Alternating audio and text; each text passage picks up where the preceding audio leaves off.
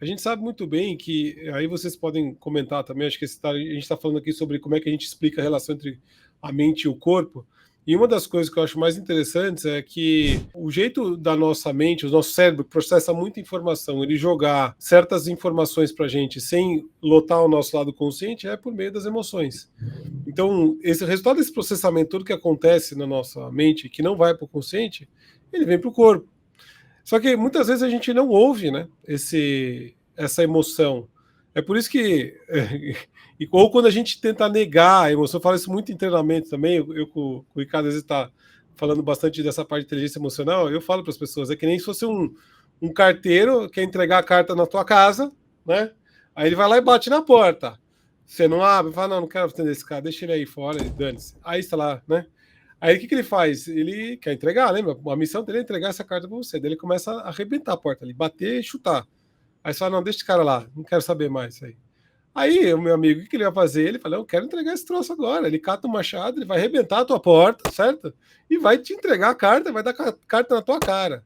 Isso é quando a gente tá com a raiva lá em cima, por exemplo.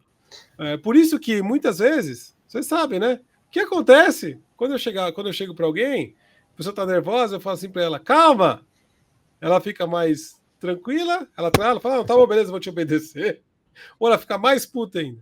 A verdade é que geralmente a pessoa tende a ficar mais irritada porque você acabou de negar a mensagem, a informação que o cérebro dela está entregando para ela.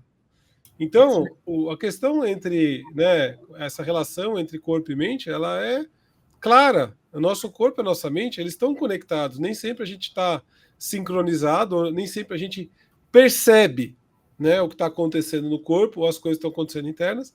E este é o maior problema. Na verdade, quando a gente for falar de gerenciar a emoção, boa parte do segredo está aí, está em perceber, mas tem coisa bastante para explicar.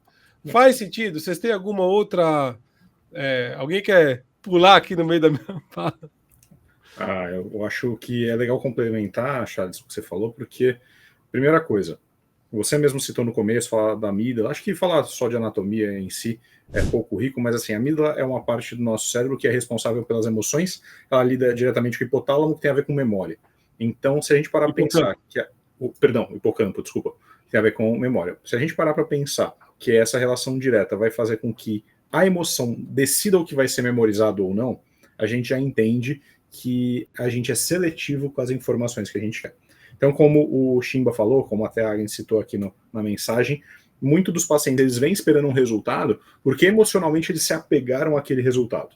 E para tirar isso da cabeça da pessoa é muito difícil.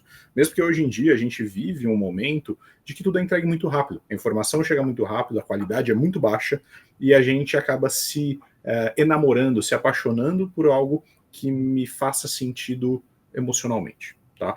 E uma vez que isso está sedimentado na minha cabeça, eu aceitei aquilo, gente, é uma lua de mel e vai ser muito difícil você afastar esse pensamento de você. E aí entra exatamente essa questão de a gente aprender a reconhecer as nossas emoções, saber quais são. Porque a gente falou agora de ansiedade. Muita gente fala, eu sou ansioso. O que é ansiedade? A definição de ansiedade é você ter uma incerteza, uma insegurança do futuro do que está por vir. Então é insegurança de desfecho. Tem gente que entende que tem uma ansiedade, tem gente que não, que é agitada, que tem outros padrões que não são uma ansiedade de insegurança de desfecho, mas sim tem alguma outra coisa que fala, eu vejo uma pessoa, fico ansioso. Isso não é ansiedade. Isso pode ser medo, pavor, temor, outras coisas. Não é insegurança só de desfecho. Então, isso tem que ser muito bem estudado.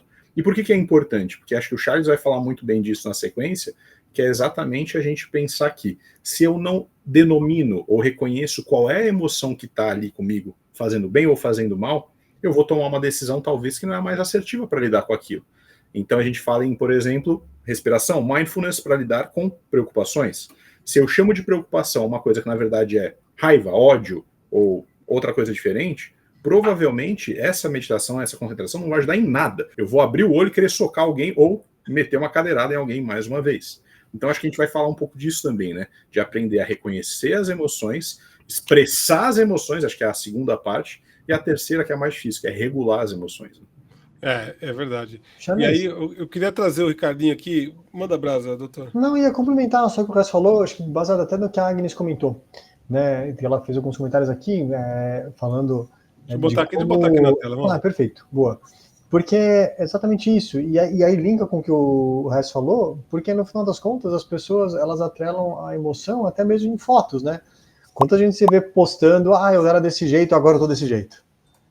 Vê o antes e o depois. Você não sabe o que aconteceu durante, não sabe quanto tempo levou aquilo, você não sabe como é que foi o processo, né? Até mesmo, no caso que ela citou, né, ela é endócrino, mas quem faz cirurgia para obesos, né? Quem faz cirurgia de redução de estômago, entre aspas, tem várias técnicas, né? Se você não trabalhar cabeça, né? Você vai ter, em 5 anos, a chance de você ter uma recidiva, ou seja, voltar a estar com o peso acima do ideal, é quase 50%. Olha, tipo, ou seja, você viu o antes e o depois, você não se preocupou nada com o durante, né? Então, acontece muito isso, né? A gente se apega emocionalmente, como o Fê falou, àquelas imagens, né? E aquele sonho, aquela aspiração, mas esquece que tem todo um processo em cima disso, né?